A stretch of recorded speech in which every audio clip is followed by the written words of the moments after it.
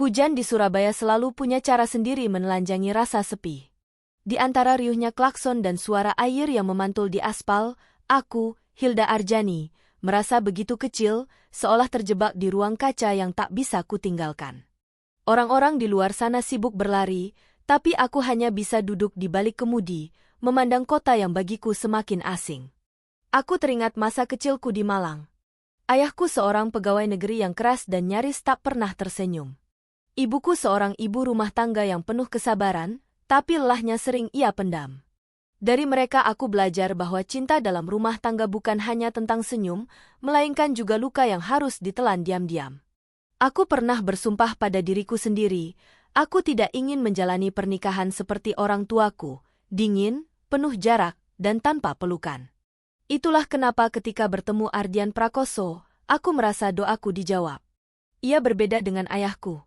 Ardian lembut, penuh perhatian, dan selalu membuatku merasa dihargai. Kami bertemu pertama kali di sebuah seminar keuangan di Surabaya, 8 tahun lalu. Aku ingat betul, ia datang dengan kemeja putih sederhana, membawa map hitam di tangan. Senyumnya ramah, tatapannya membuatku yakin ia adalah sosok yang bisa menenangkan badai dalam diriku. "Nama kamu Hilda, ya?" Suaranya rendah, menenangkan. Aku mengangguk, tersipu. Cantik sekali nama itu. Kalau di Jawa, Hilda itu artinya pejuang, kan? Tanyanya. Aku tertawa kecil. Saya tidak tahu, tapi saya memang suka berjuang. Kalimat itu kemudian jadi bahan bercandaan kami. Ardian sering memanggilku pejuang, sementara aku menyebutnya arsitek mimpi, karena ia selalu berbicara tentang gedung-gedung yang ingin ia bangun, tentang kota yang ingin ia percantik. Dari sana, kisah kami dimulai. Aku jatuh hati karena ia membuatku merasa aman. Aku yakin, dengan Ardian aku tidak akan pernah merasakan dinginnya pernikahan seperti yang kualami di rumah orang tuaku. Maka ketika ia melamarku di sebuah restoran sederhana di pinggir Jalan Tunjungan, aku tak ragu mengucapkannya. Pernikahan kami digelar meriah di Malang, dihadiri keluarga besar dan teman-teman. Aku mengenakan kebaya putih, sementara Ardian gagah dengan beskap coklat tua. Saat itu, aku sungguh percaya bahwa hari-hari depanku akan penuh cahaya. Tahun-tahun pertama memang begitu. Kami menata rumah kecil kami di kawasan Ketintang. Aku masih bekerja di ban, sementara Ardian mulai membangun usahanya sebagai arsitek. Kami tidak punya banyak uang, tapi bahagia itu nyata. Bahkan saat aku hamil Rania, kami rela menabung berbulan-bulan hanya untuk membeli kereta bayi sederhana. Namun, kebahagiaan itu mulai bergeser setelah kami pindah ke rumah besar di Citraland. Kesibukan Ardian makin menjadi-jadi. Ia sering bepergian, katanya menemui klien di Jakarta atau Bali. Pulangnya jarang tepat waktu. Aku, yang kini bekerja di perusahaan swasta dengan jam kerja panjang, berusaha menutup mata. Tapi perubahan itu nyata. Ardian tidak lagi menatapku seperti dulu. Kalau dulu ia sering menanyakan kabarku, kini percakapan kami hanya seputar anak-anak atau kebutuhan rumah tangga. Bahkan, pernah suatu malam aku memberanikan diri bertanya, "Mas, kamu masih bahagia sama aku?" Ia hanya terdiam, menyalakan rokok, lalu menjawab singkat, "Hilda, jangan aneh-aneh. Aku sibuk, itu saja." Jawaban itu menamparku. Aku mencoba menutupi rasa perih dengan sibuk bekerja. Aku ingin tetap terlihat kuat di hadapan teman-teman kantorku. Mereka sering berkata aku beruntung punya suami mapan, anak-anak lucu, rumah besar. Aku hanya bisa tersenyum, padahal dalam hati aku menjerit. Sampai suatu hari, aku melihat hal yang membuatku benar-benar goyah. Waktu itu aku sedang mencuci baju Ardian. Dari saku celananya, kutemukan sebuah nota dari restoran mewah di Surabaya Barat. Aku tahu betul tanggal yang tertera di situ. Malam itu ia bilang sedang rapat dengan klien di kantor sampai larut. Tapi di nota itu jelas tertulis, makan malam untuk 2 orang. Tanganku gemetar, nota itu hampir terjatuh ke lantai. Aku duduk lama di ruang cuci, memandangi kertas kecil itu, mencoba menyangkal. Mungkin ia makan dengan klien, pikirku. Mungkin ia tidak cerita agar aku tidak salah paham. Tapi perasaan perempuan jarang salah. Sejak itu, aku mulai memperhatikan setiap gerak-geriknya. Cara ia tiba-tiba tersenyum kecil saat membaca pesan di ponselnya. Cara ia pulang larut dengan alasan yang sama berulang-ulang. Cara ia menghindari mataku ketika aku mencoba mengajaknya berbicara. Aku semakin resah. Aku berusaha menguatkan diri dengan anak-anak.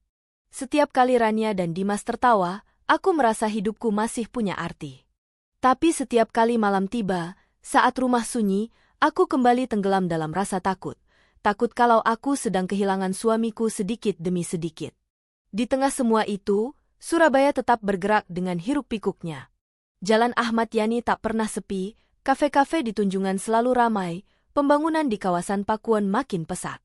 Tapi aku, seorang Hilda, merasa seakan-akan terjebak dalam dunia yang berbeda, dunia yang penuh rahasia, dunia di mana aku tidak lagi mengenali pria yang tidur di sebelahku setiap malam. Aku masih mencoba percaya. Aku masih memegang erat janji pernikahan kami.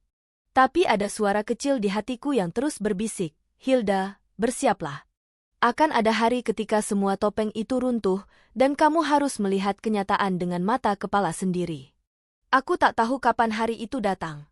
Yang ku tahu, retakan ini semakin membesar, dan aku semakin sulit berpura-pura tidak melihatnya. Hari itu seharusnya berjalan biasa, tidak ada tanda-tanda yang memberi isyarat bahwa hidupku akan terbelah dua. Pagi di Surabaya terasa panas meski matahari baru naik.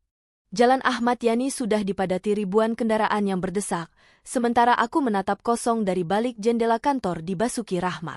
Sejak bangun tadi, tubuhku terasa lemah, kepalaku pening, dan jantungku berdetak lebih cepat dari biasanya. Hilda, kamu pucat sekali, kata Sari, rekan kerjaku. Mending pulang. Lanjutkan kerjaan besok. Kalau sakit terus, siapa yang rugi? Kamu sendiri. Aku mengangguk pelan. Sebenarnya aku tidak ingin pulang terlalu cepat. Rumah kini bukan lagi tempat yang sepenuhnya membuatku nyaman. Tapi tubuhku menolak melawan. Tepat pukul 3 sore, aku membereskan meja, lalu keluar dari gedung. Langit Surabaya mendung, angin berembus membawa aroma hujan yang sebentar lagi turun. Aku masuk ke mobil, menyalakan mesin, lalu mulai melaju di jalanan kota. Lagu lama mengalun pelan dari radio, tapi aku tak mendengarnya. Pikiranku dipenuhi banyak hal, terutama Ardian. Semalam, sebelum tidur, aku sempat bertanya padanya. Mas, besok pulang jam berapa? Ia tidak menoleh, matanya terpaku pada ponsel. Jangan tunggu. Aku rapat dengan klien. Aku menelan ludah, menatap punggungnya. Mas, aku cuma nanya. Ardian mendengus. Aku capek, Hilda. Jangan tanya yang aneh-aneh. Kalimat itu menancap seperti pisau. Aku berbaring membelakanginya, menahan air mata. Rasanya aku tidur dengan orang asing. Dan kini, sore itu, aku justru pulang lebih cepat. Tanpa sengaja. Mobilku melewati jalan Darmo yang rindang. Pohon-pohon besar berjajar, dedaunannya basah oleh gerimis yang sempat turun. Aku membuka sedikit kaca jendela, membiarkan udara dingin masuk. Ada firasat aneh yang membuat perutku mual. Kenapa aku gelisah begini? Pikirku, anak-anak pasti sedang tidur siang. Ardian, dia bilang rapat. Rumah harusnya kosong. Aku mencoba mengusir bayangan buruk, tapi jantungku berdebar lebih kencang. Sampai akhirnya aku memasuki kompleks Citraland. Jalanan perumahan tampak tenang. Satpam di pos memberi salam, aku membalas sekilas. Mobilku pacu perlahan menuju rumah. Begitu tiba, aku memarkir di garasi. Aku turun, hujan mulai turun lagi, meneteskan bunyi-bunyi halus di genting. Aku membuka tas, mengambil kunci, lalu berjalan ke pintu depan. Dan saat itulah aku mendengar sesuatu. Suara tawa. Aku membeku. Tanganku berhenti di udara. Itu bukan tawa anak-anak. Itu suara perempuan dewasa, renyah, manja, tapi asing di telingaku. Lalu suara lain menyusul. Suara laki-laki. Suara Ardian. Aku merasakan darahku berhenti mengalir. Kamu gila, Mas, kalau Hilda tahu. Suara perempuan itu terdengar lirih tapi jelas. Tenang, dia nggak akan tahu. Dia sibuk di kantor, jawab Ardian dengan nada lembut, nada yang sudah lama tak pernah kudengar ditujukan padaku. Tanganku gemetar hebat. Kunci hampir jatuh. Aku berdiri di depan pintu, tubuhku bergetar seolah hendak roboh. Dengan perlahan, aku memutar kunci. Pintu berderit terbuka. Ruang tamu terlihat rapi.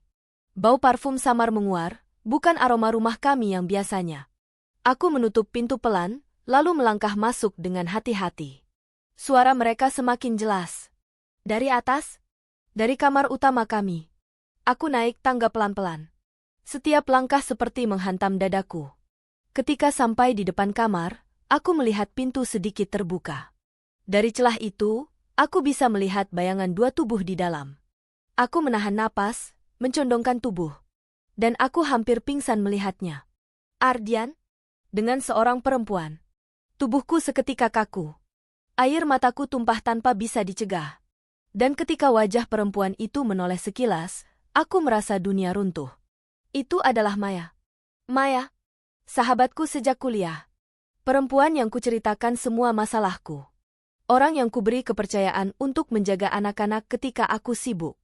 Ia duduk di ruang tamu rumahku berkali-kali, bercanda dengan Rania dan Dimas, tersenyum manis padaku seakan ia saudara sendiri. Aku ingin menjerit, tapi suaraku tercekat. Aku ingin roboh, tapi kakiku justru melangkah maju. Aku dorong pintu itu keras-keras. Ardian! Suara teriakanku menggema, membuat keduanya terlonjak. Maya cepat-cepat menarik selimut, wajahnya pucat dan ketakutan. Ardian membeku, matanya membelalak melihatku. Hilda, ia gagap. Aku menatapnya dengan mata penuh air. Jadi ini proyekmu? Jadi ini alasanmu pulang larut malam? Jadi ini harga dari semua pengorbananku? Maya terisak. Hilda, aku bisa jelasin. Diam, Maya. Aku menjerit. Suaraku pecah, tapi penuh amarah. Kamu sahabatku? Kamu yang selalu kupercaya. Kamu yang kusebut saudara. Dan sekarang kamu tikam aku dari belakang? Air mataku jatuh deras, tapi tubuhku gemetar karena marah. Ardian bangkit, berusaha mendekatiku. Sayang, tolong dengar dulu. Ini tidak seperti yang kamu pikirkan. Aku menepis tangannya kasar. Jangan panggil aku sayang. Kamu pikir aku buta? Aku mendengar semuanya. Aku melihatnya dengan mataku sendiri. Apa yang mau kamu jelaskan lagi? Maya menangis, menyembunyikan wajahnya. Aku hilaf. Hilda, aku minta maaf. Aku menoleh padanya dengan tatapan tajam. Maaf? Kamu pikir maaf bisa menghapus pengkhianatanmu? Kamu tahu betul aku pernah takut kehilangan Ardian. Kamu tahu betul aku selalu percaya sama kamu. Dan kamu malah merampas segalanya dariku. Aku hampir terhuyung. Lantai terasa berputar. Tapi aku menahan diri. Aku benci kalian berdua, suaraku serak. Aku benci. Aku berbalik, berlari keluar kamar, menuruni tangga dengan langkah tergesa. Suara Ardian memanggilku dari belakang, tapi aku tak peduli. Aku masuk ke mobil, menyalakan mesin dengan tangan gemetar. Air mata mengaburkan pandanganku, tapi aku tetap melaju keluar dari garasi. Aku hanya ingin pergi sejauh mungkin dari rumah itu, dari pengkhianatan itu. Mobilku melaju di jalan Maijen Sungkono. Lampu-lampu jalan berpendar kabur. Hujan turun deras, menampar kaca depan, seolah ikut menangis bersamaku. Aku menepi di tepi jembatan Suramadu, memandang laut gelap yang bergejolak. Angin kencang berhembus, menerbangkan rambutku. Aku membuka jendela, menjerit sekeras-kerasnya. Aku benci kalian. Suara itu lenyap ditelan angin dan ombak, tapi dadaku sedikit lega. Hari itu, aku pulang lebih cepat. Dan hari itu juga, aku menjadi saksi bagaimana rumahku bukan lagi rumah, melainkan panggung pengkhianatan. Hari itu, Hilda yang lama mati. Yang tersisa hanyalah perempuan baru, perempuan yang terluka, perempuan yang hancur, perempuan yang tidak akan pernah sama lagi. Aku tak pernah menyangka bahwa napasku sendiri bisa terasa begitu berat. Sejak hari itu, dunia seakan berbalik arah.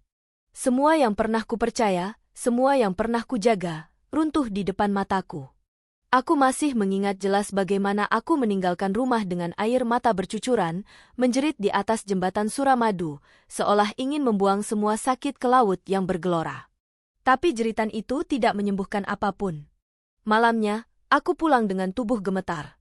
Rania dan Dimas sudah tidur, wajah polos mereka membuat hatiku makin hancur. Aku menangis sambil memeluk keduanya. Dan ketika subuh tiba, aku tahu aku tidak bisa terus bersembunyi dalam tangis. Aku harus menuntut jawaban. Aku harus menatap pengkhianatan itu langsung, meski rasanya seperti menusuk dadaku dengan ribuan pisau. Pagi itu, rumah terasa asing. Ardian duduk di ruang makan, wajahnya pucat, rambutnya berantakan. Aroma kopi hitam tercium dari cangkir di depannya. Begitu melihatku, ia mencoba bicara. "Hilda, aku..." "Diam." Suaraku bergetar tapi tegas. Aku menarik kursi dan duduk berhadapan dengannya. Tatapanku menusuk, air mataku hampir jatuh lagi, tapi aku tahan. "Berapa lama?" tanyaku pelan. Ardian menunduk. Tangannya mengepal di meja. "Berapa lama kamu tidur dengan Maya?" Ia menarik napas panjang, matanya berair. "Hilda, tolong dengar aku dulu." Aku menghantam meja dengan tangan. "Jawab." Suaraku menggema, membuat Rania terbangun di kamar atas dan menangis kecil. Ardian terkejut, wajahnya makin pucat. "Setahun," bisiknya lirih. Tubuhku seketika membeku. "Setahun?" Itu berarti selama setahun penuh aku hidup dalam kebohongan. Selama setahun penuh aku berbagi ranjang dengan lelaki yang hatinya sudah berpaling pada sahabatku sendiri. Aku menutup wajahku dengan kedua tangan, terisak. "Ya Tuhan?"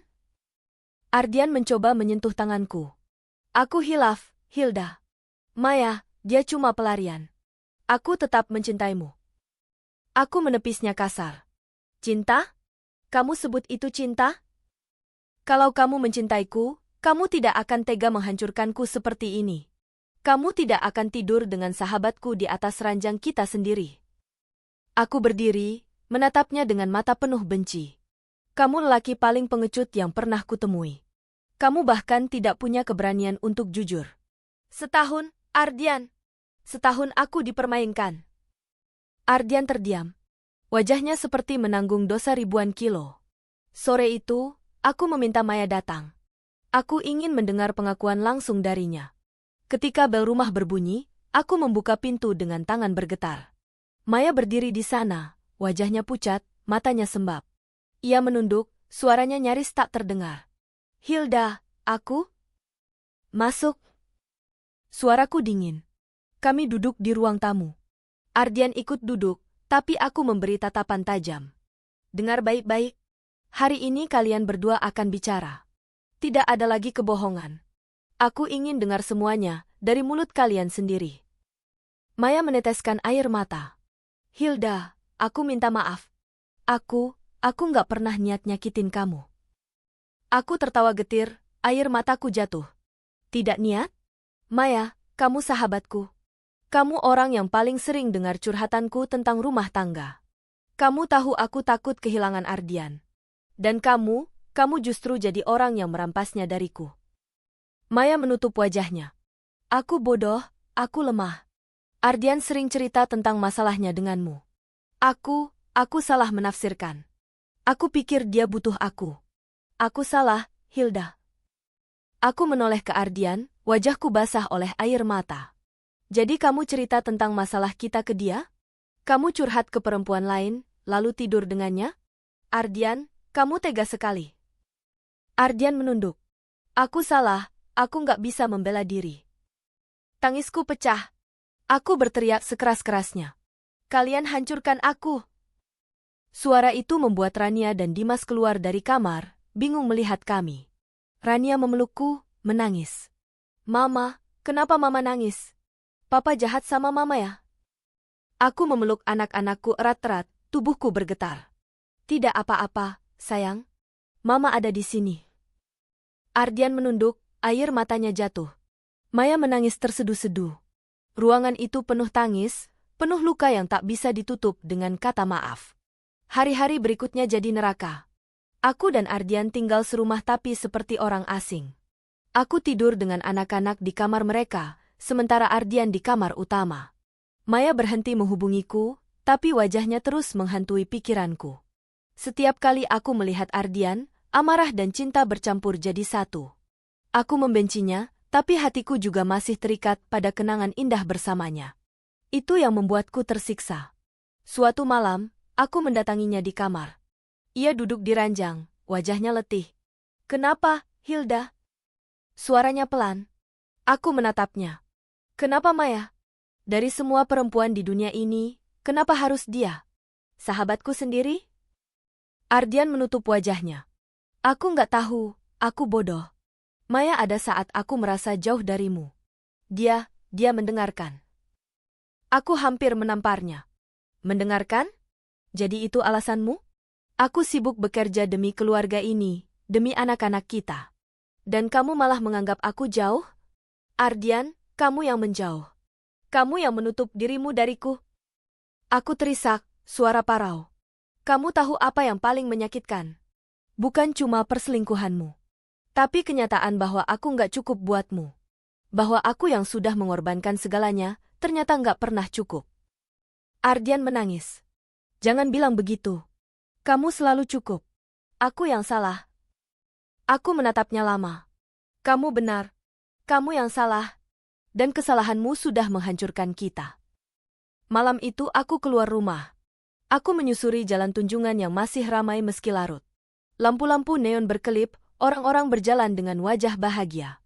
Aku menatap mereka dengan perih. Aku berhenti di depan sebuah kafe, melihat pasangan muda tertawa bersama.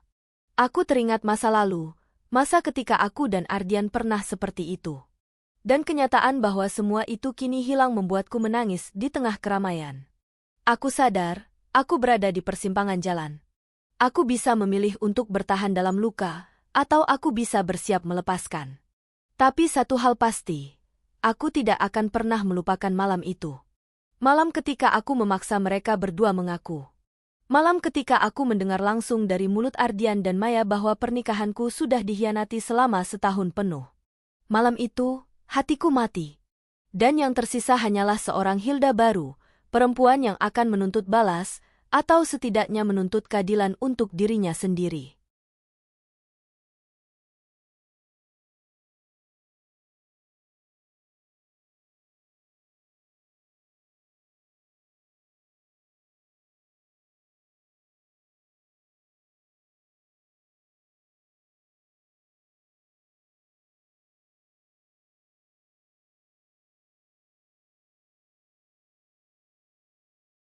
Aku tidak tahu bagaimana caranya bertahan hidup di tengah reruntuhan. Sejak malam pengakuan itu, aku merasa rumah ini bukan lagi rumah. Dinding-dindingnya seakan berbisik tentang pengkhianatan, setiap sudutnya memantulkan kenangan yang kini menusukku. Setiap kali aku melangkah di koridor menuju kamar utama, aku melihat bayangan Ardian dan Maya di sana. Setiap kali aku duduk di ruang makan, aku teringat tawa mereka yang pernah kudengar dari tangga. Aku seperti terjebak di dalam neraka yang kubangun sendiri. Hari-hariku berubah kelam. Aku pergi kerja dengan wajah pucat, pulang dengan tubuh lunglai, lalu menangis diam-diam di kamar anak-anak. Aku tidak berani tidur sendirian. Setiap malam, Rania meraih tanganku, berkata lirih, "Mama jangan nangis lagi." Sementara Dimas, yang masih kecil, hanya memelukku dengan polos. Aku mencoba kuat di depan mereka. Aku tersenyum ketika mengantar ke sekolah, bercanda saat makan malam. Tapi begitu mereka tidur, topeng itu runtuh. Aku menangis sampai dada terasa sesak. Ardian masih tinggal di rumah, tapi kami seperti dua orang asing. Ia tidur di kamar utama, aku di kamar anak-anak. Kami jarang bicara. Kalaupun terpaksa, hanya soal kebutuhan rumah tangga. Tidak ada lagi, sayang, tidak ada lagi tatapan hangat. Suatu malam, aku mendengar pintu kamarnya terbuka. Aku pura-pura tidur, tapi aku bisa merasakan ia berdiri di ambang pintu kamar anak-anak. Aku tahu ia menatapku. Namun ia tidak masuk, hanya berdiri lama, lalu pergi lagi. Aku menangis dalam diam. Kenapa kamu tidak pergi sekalian, Ardian? Kenapa kamu masih di sini, menyiksaku dengan kehadiranmu? Beberapa minggu kemudian, kabar mulai beredar. Entah dari mana, tetangga-tetangga mulai berbisik. Aku sedang menjemur pakaian ketika Bu Ratna, tetangga sebelah, menghampiri. Wajahnya tampak penuh simpati. "Hilda, aku dengar-dengar, ya ampun, sabar ya, nak." Aku tertegun. "Bu, maksudnya?" Ia menatapku dengan raut sungguh-sungguh. "Aku dengar soal Ardian dan sahabatmu itu. Surabaya ini kecil, nak. Berita cepat menyebar. Kamu jangan terpancing omongan orang. Fokus saja sama anak-anak." Aku merasa darahku berhenti mengalir. Jadi bukan hanya aku yang tahu. Dunia di luar sana juga tahu. Malam itu aku marah pada Ardian. Kamu puas? Sekarang semua orang tahu. Semua orang lihat aku sebagai istri yang gagal, sebagai perempuan bodoh yang dikhianati di rumah sendiri. Ardian menatapku dengan wajah penuh rasa bersalah. Aku salah, Hilda. Aku akan bicara dengan mereka. Aku akan klarifikasi. Aku menjerit. Klarifikasi apa? Fakta sudah jelas. Kamu tidur dengan sahabatku. Kamu hina aku di depan dunia. Aku jatuh terduduk, menangis keras. Ardian mencoba mendekat, tapi aku menepisnya. Jangan sentuh aku. Aku jijik. Hari-hari berikutnya lebih berat. Di kantor, aku harus menahan diri dari tatapan penuh iba. Beberapa rekan kerja berbisik ketika aku lewat. Aku pura-pura tidak mendengar, tapi hatiku robek. Sari, sahabat kerjaku, mencoba menghibur. Hil, kamu kuat. Jangan pedulikan mereka. Yang penting kamu dan anak-anak. Aku tersenyum pahit. Kuat? Aku bahkan merasa mati setiap hari, Sar. Aku mulai sering absen kerja. Bosku memanggilku, memperingatkan soal performa. Aku minta cuti panjang. Aku butuh waktu. Aku butuh ruang untuk bernapas. Di rumah, aku semakin murung. Berat badanku turun drastis. Mataku cekung, wajahku pucat. Rania mulai sering bertanya, Mama sakit ya? Aku hanya menggeleng, memeluknya erat-erat. Malam-malamku diisi tangis. Aku duduk di teras, menatap hujan jatuh di jalanan kompleks. Aku bertanya pada diriku sendiri, haruskah aku bercerai? Atau haruskah aku bertahan demi anak-anak? Aku tidak tahu jawabannya. Suatu hari, Maya memberanikan diri menemuiku. Aku sedang di dapur ketika bel berbunyi. Kubuka pintu, dan di sanalah ia berdiri. Wajahnya tirus, matanya bengkak. Ia tampak seperti bayangan dirinya yang dulu. Hilda, aku mohon, dengarkan aku sekali saja, katanya dengan suara bergetar. Aku menatapnya dingin. Untuk apa? Supaya aku bisa mendengar kebohonganmu lagi? Air matanya jatuh. Aku nggak mau bohong lagi. Aku sudah menyesal. Aku kehilangan segalanya, Hil. Pekerjaanku, teman-temanku, harga diriku. Aku bahkan nggak berani pulang ke orang tuaku. Aku terdiam, marah bercampur iba. Maya terseduh. Aku tahu aku nggak pantas minta maaf. Tapi aku hancur. Dan aku cuma ingin kamu tahu, aku benar-benar menyesal. Aku menatapnya lama, lalu berkata lirih, menyesal tidak akan menghapus luka ini, Maya. Kamu bukan hanya merebut suamiku. Kamu merebut kepercayaanku. Kamu membunuh persahabatan kita. Itu sesuatu yang tidak bisa dikembalikan selamanya. Maya menangis semakin keras. Aku menutup pintu perlahan, meninggalkannya di luar. Di balik pintu, aku jatuh terduduk, menangis sekuat-kuatnya. Bulan demi bulan berlalu. Hidupku terasa seperti berjalan di lorong gelap tanpa ujung. Tapi perlahan, sesuatu di dalam diriku berubah. Suatu malam, ketika aku sedang memandangi Rania dan Dimas tidur, aku tersadar. Aku tidak bisa terus hancur. Kalau aku jatuh, siapa yang akan menjaga mereka? Kalau aku tenggelam dalam tangis, siapa yang akan menjadi rumah untuk anak-anakku? Aku menatap wajah polos mereka, lalu berbisik pada diriku sendiri. Aku harus bangkit. Tidak peduli seberapa sakitnya, aku harus bangkit. Keesokan harinya, aku bercermin. Wajahku pucat, tapi di balik mata sembab itu, ada api kecil yang mulai menyala. Aku mulai merapikan diri, mencoba kembali bekerja.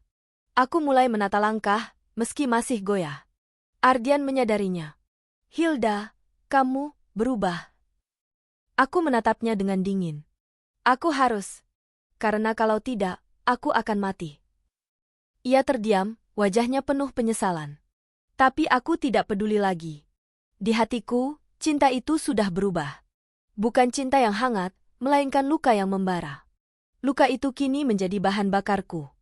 Aku tahu jalanku masih panjang. Tapi satu hal pasti, aku tidak akan pernah lagi menjadi Hilda yang lemah. Aku akan menjadi Hilda yang baru, perempuan yang bisa berdiri meski disakiti, perempuan yang bisa melawan meski dikhianati. Dan di balik semua itu, ada sesuatu yang mulai tumbuh pelan-pelan di dalam hatiku. Bukan hanya tekad untuk bertahan, tapi juga api balas dendam yang semakin lama semakin menyala. Aku tidak tahu apakah yang kurasakan ini adalah kekuatan atau sekadar kemarahan yang belum padam. Yang jelas, setelah berbulan-bulan terseret dalam jurang gelap, kini aku berdiri dengan kaki sendiri. Luka itu masih ada, perih itu masih menancap, tapi aku sudah bisa bernapas tanpa terus-menerus merasa mati. Hari-hari berlalu dengan ritme baru. Aku bekerja lagi, aku kembali menata hidup bersama anak-anak. Rania semakin dewasa dalam caranya menghadapi semuanya. Dimas, dengan polosnya, masih sering bertanya, "Mama, Papa kenapa nggak tidur sama Mama lagi?" Pertanyaan itu selalu membuat dadaku perih, tapi aku hanya menjawab, "Papa dan Mama lagi sibuk, sayang." Aku berbohong untuk menjaga mereka. Tapi aku juga tahu, suatu hari nanti mereka akan mengerti. Ardian masih tinggal di rumah. Ia berubah, lebih perhatian, lebih sering ada di rumah, lebih banyak menghabiskan waktu dengan anak-anak. Tapi bagiku, semua itu terlambat. Luka sudah terlalu dalam untuk ditutup dengan sikap manis sesaat. Maya menghilang dari kehidupanku. Tidak ada lagi pesan, tidak ada lagi kunjungan. Aku mendengar kabar samar bahwa ia pindah ke Jakarta, mencoba memulai hidup baru. Aku tidak tahu, dan tidak peduli. Bagiku, ia sudah mati. Namun, ada satu hal yang terus mengganggu pikiranku, keputusan. Apakah aku akan tetap bertahan dalam pernikahan ini demi anak-anak, atau aku harus melepaskannya demi diriku sendiri? Pertanyaan itu terus menghantuiku, sampai suatu malam segalanya meledak. Malam itu hujan deras mengguyur Surabaya. Angin kencang menampar jendela rumah, suara petir sesekali menggelegar. Aku sedang duduk di ruang tamu, menatap kosong ke arah televisi yang menyala tanpa benar-benar kulihat. Ardian datang menghampiri. Ia duduk di sofa seberang, menatapku dengan mata penuh beban. "Hilda, kita harus bicara," katanya pelan. Aku menoleh, wajahku dingin. "Tentang apa? Tentang bagaimana kamu tidur dengan sahabatku di kamar ini? Atau tentang bagaimana aku harus berpura-pura bahagia di depan anak-anak kita?" Ardian menunduk. Aku tahu aku nggak bisa menghapus salahku. Tapi aku ingin kita memperbaiki. Aku masih ingin mempertahankan pernikahan ini. Aku tertawa getir, air mataku menetes. Mempertahankan? Ardian, kamu sudah merobohkan segalanya. Kamu pikir aku bisa melupakan begitu saja? Kamu pikir aku bisa tidur di ranjang yang sama tanpa teringat Maya? Ia mendekat, suaranya bergetar. Aku menyesal, Hilda. Aku sungguh menyesal. Aku butuh kamu. Aku butuh keluarga kita kembali seperti dulu. Aku berdiri, menatapnya dengan mata tajam. Keluarga kita sudah mati sejak malam aku menemukan kalian. Dan yang tersisa hanyalah kepingan-kepingan yang tidak bisa disatukan lagi. Ardian berdiri juga, wajahnya memucat. Jadi, kamu mau apa? Cerai? Kamu mau menghancurkan anak-anak kita? Aku hampir menamparnya. Jangan pakai anak-anak untuk mempertahankan dosamu. Kamu yang menghancurkan mereka dengan perselingkuhanmu. Kamu yang merobek hati mereka dengan kebohonganmu. Air mata mengalir deras di pipiku. Aku berteriak, kalau aku bertahan, itu hanya demi Rania dan Dimas. Bukan demi kamu. Jangan pernah lagi kamu pikir aku masih milikmu. Ardian terdiam. Tubuhnya gemetar. Matanya berkaca-kaca. Hari berikutnya, aku memberanikan diri pergi ke pengadilan agama. Aku duduk di ruang tunggu dengan tangan dingin, menatap berkas gugatan cerai yang kugenggam. Aku tidak percaya aku sampai di titik ini. Perempuan yang dulu bersumpah akan mempertahankan rumah tangganya dengan segala cara, kini duduk di sini, siap memutuskan ikatan suci itu. Tapi ketika aku hendak masuk ke ruangan, aku berhenti. Bayangan wajah Rania dan Dimas melintas di benakku. Aku gemetar. Bisakah aku benar-benar menghancurkan keluarga mereka? Aku menangis di bangku panjang, bingung, terombang-ambing. Malam itu aku bicara dengan Rania. Anak itu lebih dewasa dari usianya. Rania sayang, bisikku, kalau suatu hari nanti Mama dan Papa nggak tinggal di rumah yang sama lagi, kamu akan tetap sayang Mama, kan? Rania terdiam lama, lalu menatapku dengan mata berkaca-kaca. Mama, aku sayang Mama dan Papa. Aku nggak mau kalian pisah. Tapi aku nggak mau lihat Mama nangis lagi. Kalau cerai bisa bikin Mama nggak nangis lagi, aku rela. Aku menangis sambil memeluknya erat. Anak kecil itu justru lebih kuat dariku. Hari-hari berikutnya, aku mulai benar-benar menyiapkan hati. Aku bicara pada pengacara, aku kumpulkan bukti perselingkuhan Ardian, aku susun semua dokumen. Tapi aku tidak memberitahunya dulu. Sampai suatu malam, aku mengajaknya duduk di ruang tamu.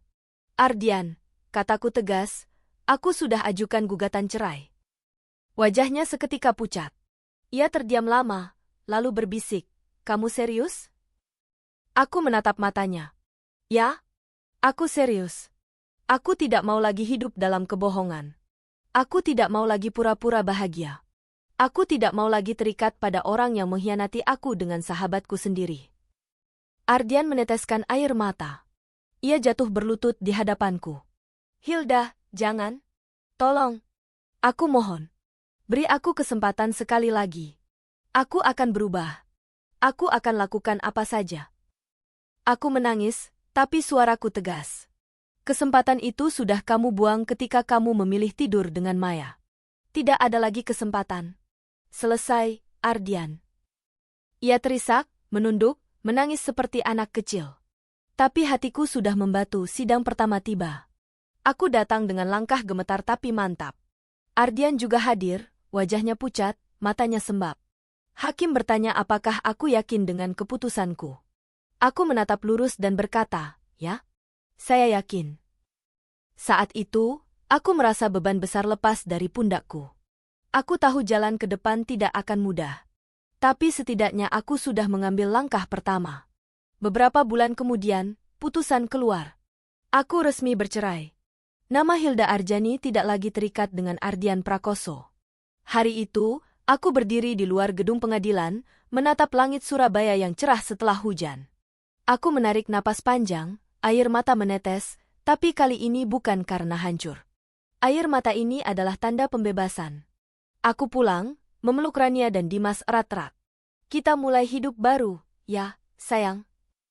Rania mengangguk dengan mata berkaca-kaca. Dimas tersenyum polos. Aku menatap rumahku yang sunyi. Ya, ada luka. Ya, ada trauma. Tapi di dalam hatiku, ada api baru yang menyala. Api seorang perempuan yang bangkit dari reruntuhan, yang tidak lagi menjadi korban, yang siap menjalani hidup dengan kepala tegak. Hari itu, aku tidak lagi hanya seorang istri yang dikhianati. Aku adalah Hilda, perempuan yang pernah hancur, tapi memilih untuk berdiri kembali. Dan aku tahu, luka ini akan selalu ada. Tapi luka ini juga yang membuatku kuat. Musim hujan di Surabaya kembali datang. Gerimis jatuh perlahan, membasahi jalanan di depan rumahku yang kini terasa jauh lebih tenang. Rumah itu sudah tidak lagi dihuni oleh dua orang dewasa yang saling bermusuhan. Hanya ada aku dan anak-anakku, dua jiwa kecil yang menjadi alasan aku tetap berdiri. Pagi itu, aku duduk di teras, memandangi Rania yang sedang menyiapkan tas sekolahnya. Dimas berlarian sambil tertawa, tangannya memegang mobil-mobilan kecil. Suara mereka seperti musik yang menyembuhkan hatiku. Rania mendekat, memelukku. "Mama sekarang lebih sering senyum, ya?"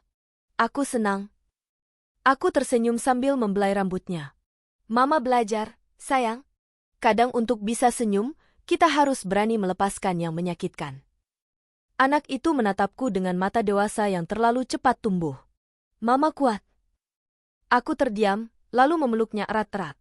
Kadang aku masih terbangun di malam hari, teringat wajah Ardian. Ada bagian diriku yang masih menyimpan sisa cinta, tapi aku tahu itu hanya bayangan masa lalu. Cinta itu sudah mati bersama pengkhianatannya. Maya juga kadang muncul dalam mimpi.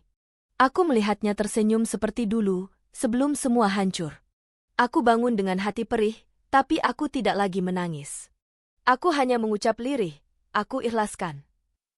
Hidupku kini sederhana. Aku bekerja, mengurus anak-anak, dan sesekali menghabiskan waktu untuk diriku sendiri. Aku mulai belajar hal-hal kecil yang dulu kupendam, melukis, menulis, bahkan sekadar berjalan sendirian di Taman Bungkul sambil memandang langit sore. Aku bukan lagi Hilda yang dulu. Aku bukan lagi istri yang menunggu suaminya pulang, bukan lagi sahabat yang dikhianati tanpa ampun. Aku adalah perempuan yang berdiri di atas luka, yang belajar menata ulang dirinya dari kepingan yang berserakan. Suatu sore, aku menulis di buku harianku. Hari itu aku pulang lebih cepat, dan aku menjadi saksi hidup bagaimana pernikahanku dihancurkan dari dalam rumah sendiri. Aku hancur, aku terjatuh, aku menangis hingga hampir kehabisan napas. Tapi dari reruntuhan itu, aku menemukan diriku yang baru. Aku menemukan Hilda yang kuat, Hilda yang berani, Hilda yang bisa melanjutkan hidup tanpa harus bergantung pada siapapun. Aku menutup buku itu dengan senyum kecil. Hujan masih turun di luar. Rania dan Dimas tertawa di ruang tamu. Dan aku tahu, meski jalan ini penuh luka, aku tidak berjalan sendirian. Aku punya mereka. Itu sudah lebih dari cukup.